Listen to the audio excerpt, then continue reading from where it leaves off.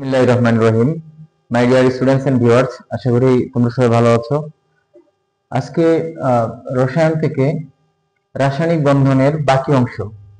প্রথম দিন আয়নিক বন্ধন পড়েছিলাম, তারপরে সমযোজী বন্ধন, আর বাকি যে অংশ রয়েছে ক্লাস গঠন এবং ধাতব বন্ধন, এই সম্পর্কে আজকে পড়াবো। তবে কথা হচ্ছে ক্লাসটি মনোযোগ সহকারে দেখবে, তাহলে ক্লাস গঠন এবং ধাতব বন্ধন সম্পর্কে তোমাদের কনসেপ্ট ক্লিয়ার হয়ে যাবে। তো চলো কথা না বাড়িয়ে ক্লাসটি শুরু করা যাক। তো প্রথমে আমরা ক্যালাস গঠন সম্পর্কে জানবো। তো ক্যালাস গঠন কি? আমরা জানি সাধারণত আয়নিক যে যৌগগুলো আছে এই যৌগগুলো শক্তিশালী ক্যালাস গঠন করে। তো ক্যালাস হচ্ছে কি থাকবে? কঠিন পদার্থের স্বচ্ছ স্বচ্ছ স্ফটিকাকার জ্যামিতিক আকৃতি। তাহলে ক্যালাস জিনিসটা কি? যে কঠিন পদার্থের স্বচ্ছ স্ফটিকাকার এবং জ্যামিতিক যে আকৃতি আছে একে বলা হয় ক্যালাস। তাহলে এই ক্যালাস সাধারণত আমরা বলছি যে আয়নিক যৌগ হয়ে থাকে। তো আমরা সমযোজী যৌগ কিছুটা হয়ে থাকে। তো আমরা প্রথমে এই তার গঠন আমরা চিন্তা করব, যে পরীক্ষায় সাধারণত সোডিয়াম ক্লোরাইড বা সিলিকন ডাইঅক্সাইড বালির এই ধরনের ক্যালাস গঠন পরীক্ষায় আসে। তো আমরা সোডিয়াম ক্লোরাইডের বা খাদ্য লবণের আমরা ক্যালাস কিভাবে আঁকবো? আমরা খুব সহজে আঁকতে পারবো। প্রথমে আমরা এখানে সোডিয়াম এবং ক্লোরিন, তাহলে সোডিয়াম ধনাত্মক আয়ন, ক্লোরিন ঋণাত্মক আয়ন। তাহলে সোডিয়ামের ক্ষেত্রে আমরা ধরে নিব যে গোল কালো বৃত্তাকার, আর এখানে হচ্ছে কালো ধরে নিব অংশটা। তো আমরা এখন এর জ্যামিতিক আকৃতি আঁকবো। তাহলে সোডিয়াম এর সাথে ক্লোরিন এবং এর সাথে থাকে সোডিয়াম। আবার এই সোজা আমরা লিখবো যে সোডিয়ামের বিপরীতে ক্লোরিন, ক্লোরিনের বিপরীতে সোডিয়াম, আর সোডিয়ামের বিপরীতে ক্লোরিন। তো আবার আমরা এখানে ক্লোরিনের পরিবর্তে লিখবো সোডিয়াম, সোডিয়ামের পরিবর্তে এখানে লিখবো ক্লোরিন, আর এখানে ক্লোরিনের পরিবর্তে সোডিয়াম। ঠিক একইভাবে এই সোজা আমরা কি করব? এইখানে আছে সোডিয়াম, তাহলে এখানে আমরা এখানে দিব ক্লোরিন। তারপর এখানে আছে ক্লোরিন, এখানে দিব আমরা সোডিয়াম। এখানে আছে সোডিয়াম, তাহলে এখানে আমরা দিব ক্লোরিন। আবার এখানে আছে ক্লোরিন, তাহলে আমরা এখানে দিব সোডিয়াম। এখানে আছে সোডিয়াম, তাহলে আমরা দিব এখানে ক্লোরিন। এখানে আছে ক্লোরিন, তাহলে এখানে আমরা দিব সোডিয়াম। আবার এখানে আছে সোডিয়াম, তাহলে আমরা এর বিপরীতে লিখব ক্লোরিন। এখানে আছে ক্লোরিন, তাহলে এখানে লিখবো আমরা সোডিয়াম। এখানে আছে সোডিয়াম, তাহলে আমরা এখানে লিখব ক্লোরিন। তো আমরা এখন জাস্ট এখানে যোগ করে দেব। তো আমরা এখানে এই ক্লোরিন আগে উপরে যোগ করে দেই, এই chlorine sodium, sodium chlorine sodium, তারপরে chlorine sodium chlorine, sodium chlorine sodium, তারপরে chlorine sodium chlorine, sodium chlorine sodium, chlorine sodium chlorine. আবার এদিকে আমরা যোগ করব সোডিয়ামের সাথে ক্লোরিন, এখানে ক্লোরিনের সাথে সোডিয়াম, এখানে ক্লোরিনের সাথে সোডিয়ামের সাথে এখানে ক্লোরিন। তারপরে আমরা এদিকে যোগ করব সোডিয়ামের সাথে ক্লোরিনের সাথে সোডিয়াম, এখানে সোডিয়ামের সাথে ক্লোরিন, এখানে ক্লোরিনের সাথে সোডিয়াম, আর এখানে আবার সোডিয়ামের সাথে ক্লোরিন, ক্লোরিনের সাথে সোডিয়াম, আর সোডিয়ামের সাথে ক্লোরিন। তাহলে আমরা যোগ করে দিলাম। এখন আমরা এদিকে যোগ করব সোডিয়াম ক্লোরিন সোডিয়াম, তারপরে ক্লোরিন সোডিয়াম ক্লোরিন, এখানে সোডিয়াম ক্লোরিন সোডিয়াম। নিচের দিকে যোগ করব আবার, তাহলে sodium chlorine sodium chlorine, sodium chlorine sodium, chlorine sodium chlorine. তাহলে এটা হচ্ছে কি সোডিয়াম ক্লোরাইডের ক্যালাস গঠন। আমরা লিখবো যে চিত্র সোডিয়াম ক্লোরাইডের ক্যালাস গঠন। তাহলে এটা হবে চিত্র সোডিয়াম ক্লোরাইডের ক্যালাস গঠন। তাহলে এই সোডিয়াম ক্লোরাইড গুলো সাধারণত একটা জ্যামিতিক চতুষ্ফলকীয় আকৃতি ধারণ করে। এইভাবে সোডিয়ামের সাথে ক্লোরিন যুক্ত হয়ে এক ধরনের ক্যালাস, মানে খুব শক্তিশালী ক্যালাস গঠন করে। এখন সাধারণত পরীক্ষা আসতে পারে যে সোডিয়াম ক্লোরাইড ক্যালাসের মাধ্যমে এর মানে তাপ প্রদানের রেখাচিত্র। আমরা জেনে থাকবো যে সোডিয়াম ক্লোরাইড মানে খাদ্য লবণের গলনাঙ্ক, এর গলনাঙ্ক হচ্ছে কত 901 ডিগ্রি সেন্টিগ্রেড, আর এর স্ফুটনাঙ্ক হচ্ছে 1465 ডিগ্রি সেন্টিগ্রেড।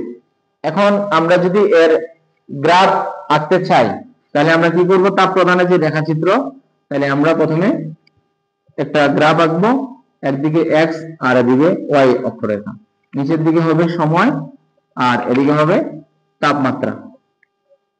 যদিও এটা দ্বিতীয় অধ্যায়ে থাকে, তো এখান থেকে এই সোডিয়াম ক্লোরাইডের তাপ প্রদানের রেখাচিত্র আসে পরীক্ষায়। তো আমরা যেহেতু এর গলনাঙ্ক 901, এর গলনাঙ্ক হচ্ছে 801 ডিগ্রি সেন্টিগ্রেড, তাহলে যেহেতু এর গলনাঙ্ক হচ্ছে 801 ডিগ্রি সেন্টিগ্রেড, তাহলে এখানে ধরে নেবে 801, আর এর স্ফুটনাঙ্ক কত 1465 ডিগ্রি সেন্টিগ্রেড। তাহলে এখানে যদি আমরা 0 ডিগ্রি ধরি তাহলে সময় ধরে নিলাম এখানে 5 মিনিট, 10 মিনিট, 15 মিনিট, 20 মিনিট, 25, 30, 35 ধরে নিলাম। তাহলে আমাদের এই 801 ডিগ্রিতে পৌঁছাতে, মানে তাপ প্রদান করে 801 ডিগ্রিতে পৌঁছাতে আমাদের লাগলো হয়তো 10 মিনিট, এবং এখানে যাওয়ার পরে তার অবস্থার পরিবর্তন হতে লাগলো আর 5 মিনিট, মানে এখানে কঠিন থেকে সে তরলে পরিণত হলো। এবং এখানে যখন আমরা তাপ অব্যাহত রাখবো তখন এটা আবার এই যে এই পর্যন্ত যাইতে ধরলাম যে সময় লাগলো আরো 10 মিনিট, এবং এখানে গিয়ে তার অবস্থার পরিবর্তন হলো, মানে কি তরল থেকে বাষ্পে পরিণত হলো এবং বাষ্প থেকে উড়ে চলে গেল। তাহলে এটা হচ্ছে তাপ প্রদানের রেখাচিত্র, মানে এখানে আমরা তাপ প্রদান করব, এখানে আমরা তাপ প্রদান করব, যার ফলে এটা বাষ্প আকারে উড়ে যাবে। যদি এইভাবে সোডিয়াম ক্লোরাইডের মানে তাপ প্রদানের রেখাচিত্র বলে তাহলে এইভাবে দিতে হবে। হচ্ছে যে সিলিকন ডাইঅক্সাইড মানে বালির সংকেত, সিলিকন ডাইঅক্সাইড। তাহলে সিলিকন ডাইঅক্সাইডটা একটা সমযোজী যৌগ গঠন করে, কারণ এখানে সিলিকনও অধাতু, অক্সিজেনও অধাতু। তাহলে অধাতু প্লাস অধাতু মানে আমরা জানি সমযোজী যৌগ গঠন করে আর বা বন্ধন গঠন করে, আর এখানে ধাতুর সাথে অধাতু, তার মানে এটা আয়নিক বন্ধন গঠন করে। তাহলে সিলিকন ডাইঅক্সাইড আমরা জানি সিলিকনের যোজনী কত 4 আর অক্সিজেনের যোজনী 2। তাহলে এর গঠনটা কিভাবে হবে, যে সিলিকন এর সাথে অক্সিজেন আবার সিলিকন আবার অক্সিজেন আবার সিলিকন, আর তাহলে যেহেতু তার যোজনী 4 তাহলে যদি 1 2 3 আর এদিকে হবে 4, তাহলে অক্সিজেন আবার সিলিকন, অক্সিজেনের যোজনী 2, সিলিকন এদিকে 1 এই পাশে 1, এখানে অক্সিজেন সিলিকন এই পাশে 1, এখানে অক্সিজেন সিলিকন, এখানে সিলিকন অক্সিজেন সিলিকন, এই পাশে অক্সিজেন সিলিকন অক্সিজেন। তাহলে এইভাবে সিলিকন ডাইঅক্সাইডের কেলাস যৌগ গঠন করে, যে সিলিকনের যোজনী 4, সিলিকনের 1 2 3 4, অক্সিজেনের যোজনী আমরা জানি 2, তাহলে অক্সিজেনের দুই দিকে বন্ধন। তো এইভাবে সিলিকন ডাইঅক্সাইড যৌগ গঠন করে, তাহলে এইভাবে শক্তিশালী কেলাস গুলো গঠন করে। তাহলে প্রথমে বললাম যে কেলাস কি, কেলাস হচ্ছে একটা কঠিন পদার্থের ক্ষেত্রে স্বচ্ছ স্ফটিকাকার এবং জ্যামিতিক আকৃতি, মানে আমরা যখন কঠিন পদার্থকে তাপ দিব, তাপ দেওয়ার পরে বাষ্পাকারে কি উড়ে চলে যাবে, আর বাকি যে অংশ এটা পাত্রের নিচে জমা থাকবে স্ফটিকাকারে, এবং এটা এক ধরনের জ্যামিতিক আকৃতি গঠন করবে, তাকে বলা হয় কেলাস গঠন। তো আশা করা যায় ক্লাস গঠন সম্বন্ধে তোমরা জানতে পারছো। তো এখন চলো আমরা ধাতব বন্ধন সম্পর্কে জানবো। তো ধাতব বন্ধন মানে কি, মানে পরমাণুতে অবস্থিত ধাতুর মধ্যে যে বন্ধন তাকে বলা হয় ধাতব বন্ধন। মানে আমরা যেমন লোহা চিনি, লোহার মধ্যে কি আয়রনের ধাতু, অসংখ্য ধাতু মিলে একটা লোহা তৈরি হয়েছে। তামার ক্ষেত্রে তামার ধাতব পদার্থ মিলে একটা, ক্ষেত্রে কপারের মাধ্যমে কি হয়েছে, যে কপারের মাধ্যমে এক ধরনের তামার তৈরি পদার্থ তৈরি হয়েছে। তাহলে তার মধ্যে এই ধাতুর মধ্যে বন্ধন, মানে ধাতুর সাথে একই পরমাণুর ধাতুর মধ্যে যে বন্ধন হয়। তাহলে আমরা কেন এই বন্ধনগুলো ঘটে, আমরা প্রথমে জানবো যে সঞ্চারণশীল ইলেকট্রন এবং তার পারমাণবিক শ্বাস কি। তাহলে এই পরমাণুর মধ্যে যে প্লাস চিহ্ন, মানে যখন ইলেকট্রন দান করে, দান করার পরে যে ধনাত্মক আয়নে পরিণত হয়, এই ধনাত্মক আয়নকে বলা হয় কি পারমাণবিক শ্বাস বলা হয়। তো এদেরকে বলা হয় পারমাণবিক শ্বাস। আর এর মাঝখান থেকে ইলেকট্রন, যে ইলেকট্রনটা নির্গত হয়ে গেছে, এই ইলেকট্রনকে বলা হয় কি সঞ্চারণশীল ইলেকট্রন। এই ইলেকট্রনটা বলা হয় সঞ্চারণশীল। সঞ্চারণশীল ইলেকট্রন। তো এই যে ইলেকট্রন গুলো সঞ্চারণশীল হয় কি কারণে হয়? আমরা যদি সোডিয়াম একটা পরমাণু ধরলাম, একটা ধাতু, তো সোডিয়ামের আমরা জানি 11, তাহলে প্রথম কক্ষপথে 2টা, পরে 8টা, 10টা, আর বাইরে কক্ষপথে 1টা। আমরা জানি সোডিয়ামের পারমাণবিক সংখ্যা 11। তাহলে দেখো সর্বশেষ কক্ষপথে, সোডিয়ামের সর্বশেষ কক্ষপথে আছে একটি ইলেকট্রন, এবং আমরা জানি প্রত্যেকটা পরমাণু কি করতে চায়? ইলেকট্রন আদান প্রদান করার মাধ্যমে তারা হচ্ছে নিষ্ক্রিয় গ্যাসের মৌলের মতো হতে চায়, মানে তারা স্বয়ংসম্পূর্ণ হতে চায়।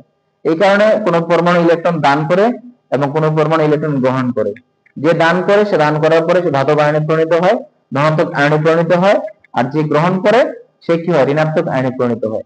তাহলে সোডিয়ামের নিউক্লিয়াস, আমরা জানি পরমাণুর মাঝে থাকে নিউক্লিয়াস, তাহলে এই সোডিয়ামের যে নিউক্লিয়াস আছে, এই নিউক্লিয়াস থেকে এই বাইরের ইলেকট্রনটার দূরত্ব বেশি, এবং যেহেতু একটা ইলেকট্রন আছে তার মানে পরমাণুর সাথে তার আকর্ষণটা কম থাকবে, এবং সে চাবে যে এই একটা ইলেকট্রন দান করে দিতে পারলে সে ধনাত্মক আয়নে পরিণত হবে, প্লাস সে কি হবে? স্বয়ংসম্পূর্ণ হয়ে যাবে। এই কারণে সে একটা ইলেকট্রন দান করে দেয়।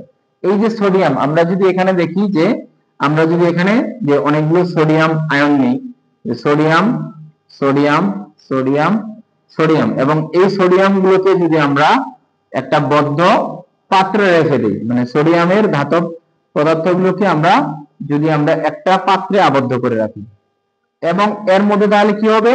এই সোডিয়াম প্রত্যেকটা একটা করে ইলেকট্রন দান করবে।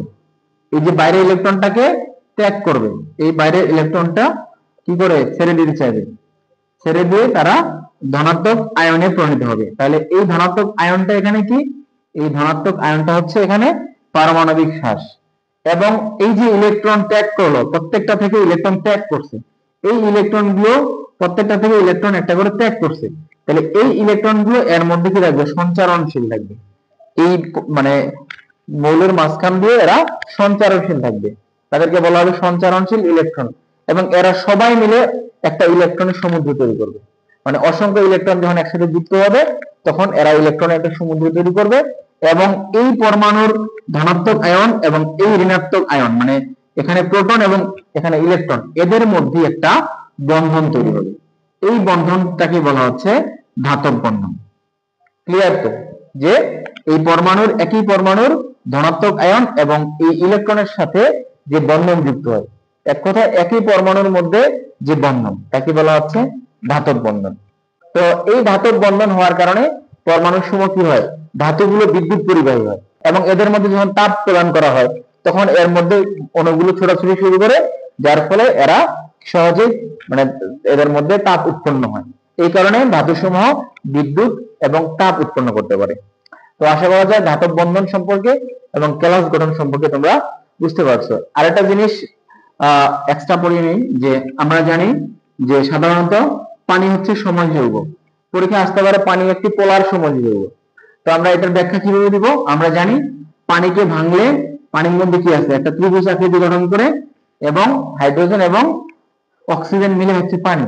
এখন এই পানির যে বাইরের দিকে ইলেকট্রন, বাইরের ইলেকট্রন কয়টা আছে? অক্সিজেন জানি আমরা বাইরের কক্ষপথে 6টা ইলেকট্রন, তো 6টার মধ্যে 2টা থাকে মুক্ত, আর বাকি 2টা হাইড্রোজেনের সাথে যুক্ত থাকে। হাইড্রোজেনের একটা এবং অক্সিজেনের একটা যুক্ত হয়ে এরা সমযোজী যৌগ গঠন করে। এখন এই যে ইলেকট্রন, এই অক্সিজেনের যে তড়িৎ ঋণাত্মকতা হাইড্রোজেনের তুলনায় বেশি, হাইড্রোজেনের তুলনায় অক্সিজেনের তড়িৎ ঋণাত্মকতা বেশি থাকার কারণে এরা কি করে? আংশিকভাবে এরা ঋণাত্মক হয়ে যায় এবং হাইড্রোজেনকে আংশিকভাবে ধনাত্মক করে ফেলে। এবং এর সাথে যদি এখন আমরা খাদ্য লবণকে আমরা যুক্ত করে দিই, যে আমরা সোডিয়াম ক্লোরাইডকে যুক্ত করে দিই, তাহলে সোডিয়ামের ধনাত্মক আয়ন এবং ক্লোরাইডের ঋণাত্মক আয়ন, তাহলে এই ক্লোরিন কি করবে? এই ক্লোরিন হাইড্রোজেনের সাথে যুক্ত হয়ে হাইড্রোজেন ক্লোরাইড মানে অ্যাসিড তৈরি করবে, এবং এই সোডিয়াম এখানে হাইড্রোক্সাইডের সাথে যুক্ত হয়ে সোডিয়াম হাইড্রোক্সাইড নামক ক্ষার তৈরি করবে। এইভাবে পানিসমূহ যে কোনো দ্রবকে দ্রবণে পরিণত করে। আমরা দ্রবণ বলতে কি জানি? যে দ্রবণ মানে হচ্ছে কি?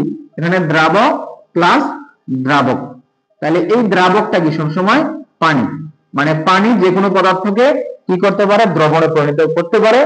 এই কারণে পানিকে বলা হয় কি একটা উৎকৃষ্ট দ্রাবক। তো এইভাবে পানি যেহেতু অন্যান্য পদার্থকে দ্রবণে পরিণত করতে পারে, তার কারণে পানি হচ্ছে একটা পোলার সমদ্বিজ গঠন করে। তো এর পোলারিটি এই জন্য তুলনামূলক বেশি।